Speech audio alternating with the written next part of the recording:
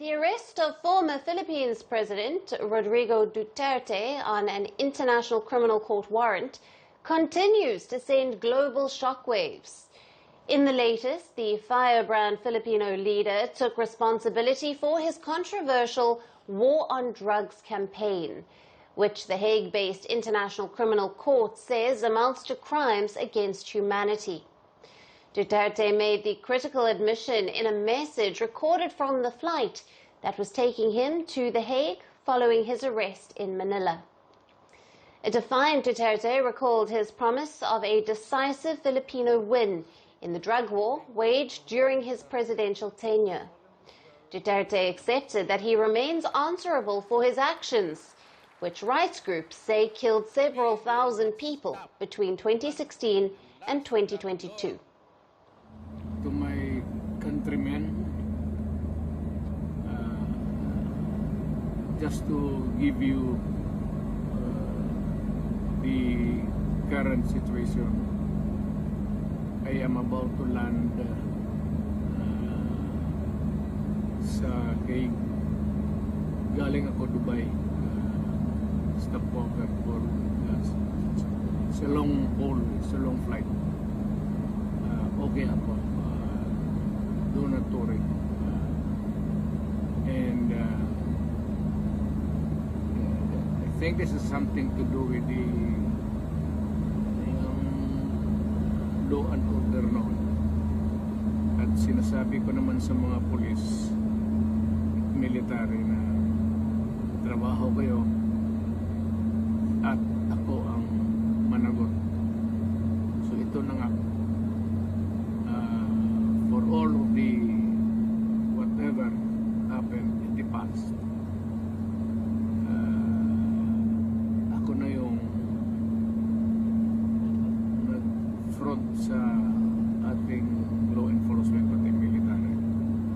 Sinabi ko na I will protect you and ako ang managot sa lahat. Will be a long legal proceedings, but I say to you, I will continue to serve my country at so be it. Ganun ang destiny ko. Salamat. After landing in The Hague, the former Filipino president was handed over into the custody of the International Criminal Court. Scores of Duterte supporters lined up along the streets in The Hague as he was being driven to a detention center. People with Filipino flags gathered outside the Dutch prison complex and erupted into chants of Duterte's name as he was brought inside.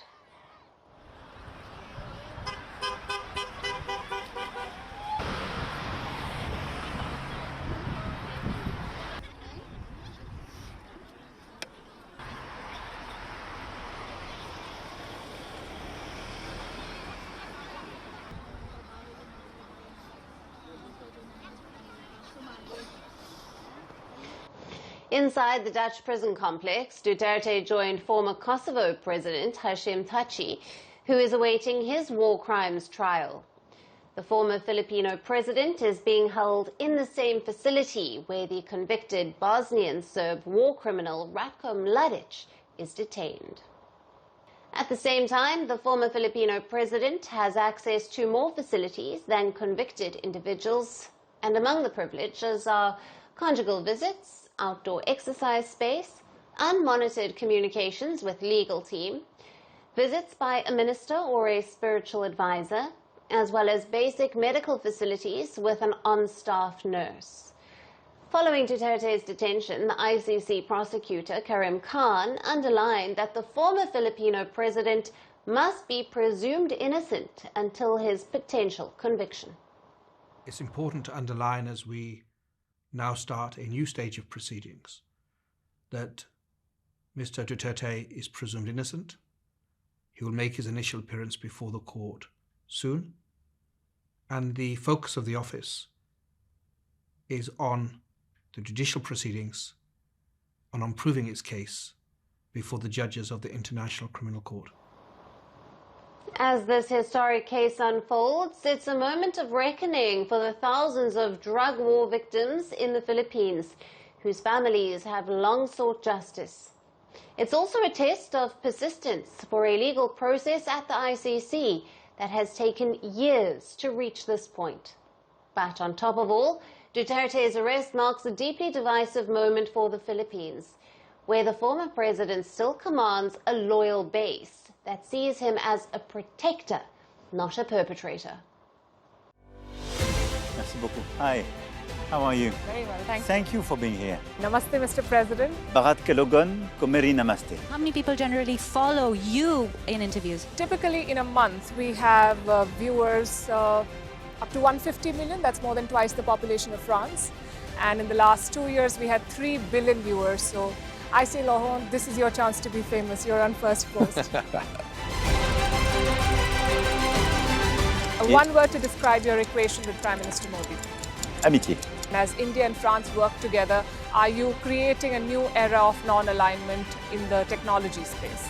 India is a training superpower. 1 million engineers a year, more than all of Europe and the US combined. So we have that partnership. We have a partnership on the environment and the economy. We also have civilian nuclear programs, and that is something we've developed far beyond the France-India relationship. So we want to work together on AI. And then comes China with its DeepSeek, creating models at a fraction of the cost. Did that innovation take you by surprise? Did that breakthrough make you sit up and think, what did the Chinese do and how? But what did DeepSeek do? They took everything that was already available from the last AI model, and then they recalibrated it. So are you going to ban Chinese AI in France? So we don't have this American approach of banning tech because of where it comes from.